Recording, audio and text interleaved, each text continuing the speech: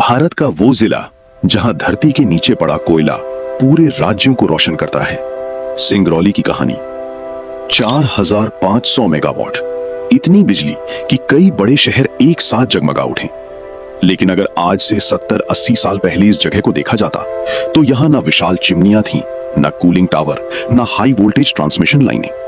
सिर्फ जंगल थे, पहाड़ थे और जमीन के नीचे दबा करोड़ों टन कोयला।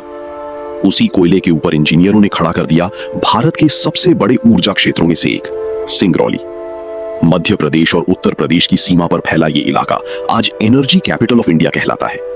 लेकिन इसकी कहानी शुरू होती है उस दौर से जब आजाद भारत अंधेरे से लड़ रहा था। आजादी के बाद का भारत, 1947।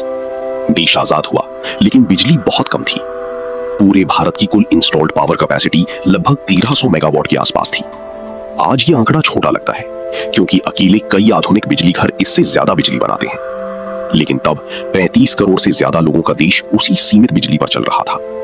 गांव में अंधेरा था, कारखाने कम थे, रेलवे का विस्तार करना था, नई फैक्ट्रियां लगानी थी और इन सब के लिए चाहिए थी सस्ती, लगातार मिलने वाली और बड़ी पैमाने की बिजली।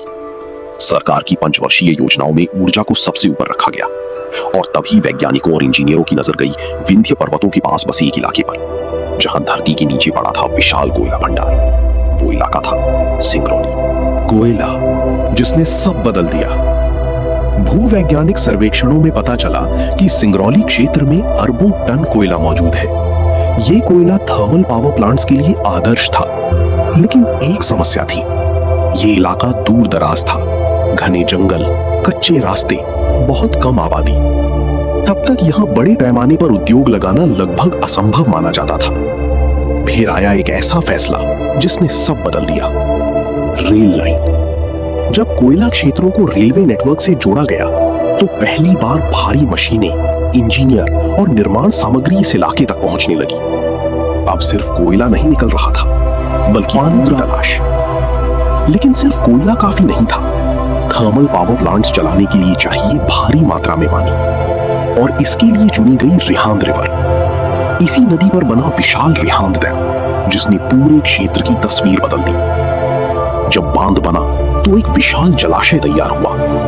ये पानी खेती, शहरों और उद्योगों के लिए इस्तेमाल होने लगा। लेकिन सबसे ज्यादा जरूरत थी बिजली घरों को, क्योंकि बिना पानी के कोई भी थर्मल प्लांट सिर्फ लोहे का ढांचा बनकर रह जाएगा। पहला बड़ा बिजली घर।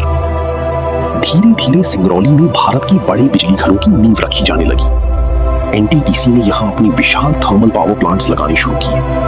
सोचिए, जहां कभी जंगल और मिट्टी के रास्ते थे वहां हजारों इंजीनियर, मजदूर और मशीनें पहुंच रही थी। पहले सड़कें बनी, फिर कॉलोनियां, फिर अस्पताल, फिर स्कूल। एक नया औद्योगिक शहर जन्म ले रहा था।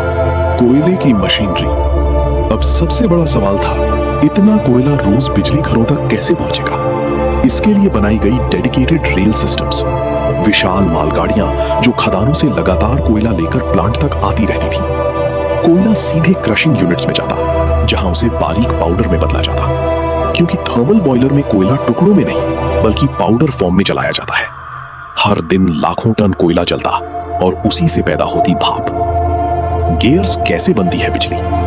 बॉयलर के अंदर अत्यधिक तापमान पर पानी भाप में बदलता है। फिर यह भाप हाई प्रेशर टरबाइंस को घुमाती है। टरबाइन से जुड़ा जनरेटर घूमता है और वहीं पैदा होती है बिजली। लेकिन असली चुनौती सिर्फ बिजली बनाना नहीं थी बल्कि मशीनों को लगातार चलाते रहना था, क्योंकि एक छोटी सी खराबी भी पूरे ग्रिड को प्रभावित कर सकती थी।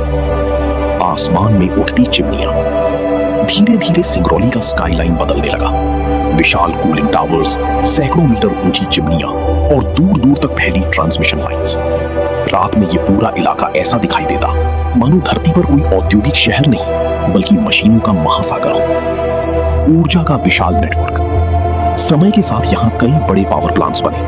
हजारों मेगावाट बिजली राष्ट्रीय ग्रिड में जाने लगी। सिंगरौली से निकलने वाली बिजली उत्तर भारत के बड़े हिस्से तक पहुंचने लगी। घरों की रोशनी, कारखानों की मशीनें, रेलवे, शहर, सब कहीं ना कहीं इस ऊर्जा क्षेत्र से जुड़े थे। लेकिन इसकी कीमत भी थी। हर विकास की एक कीमत होती है और सिंगरौली ने भी वो कीमत चुकाई। खदानों की धूल, थर्मल प्लांट्स की फ्लाई ऐश, जंगलों की कटाई और विस्थापित होते गांव। ये कहानी सिर्फ रोशनी की नहीं थी, ये उन लोगों की भी कहानी थी जिनकी जमीनों ये विकास खड़ा हुआ। पर्यावरण विशेषज्ञों ने कई बार चेतावनी दी कि लगातार प्रदूषण इस क्षेत्र के लिए खतरा बन सकता है। धीरे धीरे क्लीनर टेक्नोलॉजीज पर ध्यान बढ़ाया गया। नई सुपर क्रिटिकल यूनिट्स लाई गई जो कम कोयले में ज्यादा बिजली बना सकें। नई पीढ़ी की तकनीक। आज सिंगरौली में मॉडर्न थर्मल टेक्नोलॉजी इस्तेमाल की जा रही है। उच्च तापमान और दबाव वाली स्टीम सिस्टम्स, बेहतर एफिशिएंसी, कम एमिशन। अब लक्ष्य सिर्फ ज्यादा बिजली बनाना नहीं, बल्कि कम नुकसान के साथ बिजली बनाना है। एक समय था जब ये इलाका सिर्फ जंगल और कोयले की धरती था। आज ये भारत की ऊर्जा धड़कनों में से एक है। नदियों का पानी, धरती के नीचे का कोयला, इंजीनियरों की योजनाएं और मजदूरों की मेहनत, इन सब ने मिलकर सिंगरौली को सिर्फ एक जिला नहीं बल्कि आधुनिक भारत की ऊर्जा शक्ति बना दिया। लेकिन ये कहानी हमें एक और बात याद दिलाती है। रोशनी हमेशा कहीं ना कहीं आग से पैदा होती है, और सवाल ये है कि आने वाले समय में हम उस रोशनी को कितना संतुलित बना पाएंगे। अगर आपको ये डॉक्यूमेंट्री पसंद आई हो तो वीडियो को लाइक करें और ऐसे ही मेगा प्रोजेक्ट्स की कहानियों के लिए चैनल को सब्सक्राइब जरूर करें।